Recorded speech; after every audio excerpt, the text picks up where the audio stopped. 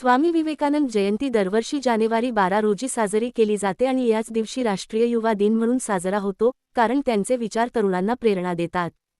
त्यांचा जन्म 12 जानेवारी 1863 रोजी कलकत्ता, आताचे कोलकाता, येथे झाला. त्यांचे बालपणीचे नाव नरेंद्रनाथ दत्त होते आणि ते रामकृष्ण परमहंस यांचे शिष्य होते. त्यांनी पाश्चात्य जगाला वेदांत आणि योगाचा परिचय करून दिला. उठा, जागो आणि ध्येय प्राप्ती होईपर्यंत थांबू नका, हा त्यांचा संदेश युवकांसाठी प्रेरणादायी आहे. मुख्य माहिती. जन्म 12 जानेवारी 1863, कोलकाता. नरेंद्रनाथ दत्त. गुरु रामकृष्ण परमहंस. शिक्षण पाश्चात्य तत्त्वज्ञान, विज्ञान आणि भारतीय संस्कृतीचा अभ्यास केला. मुख्य कार्य वेदांत आणि योगाचे तत्त्वज्ञान जगभर पोहोचवले. रामकृष्ण मठ आणि मिशनची स्थापना केली. संदेश. उठा, जागो आणि ध्येय प्राप्ती होईपर्यंत थांबू नका, स्वतःला कमकुवत समजू नका.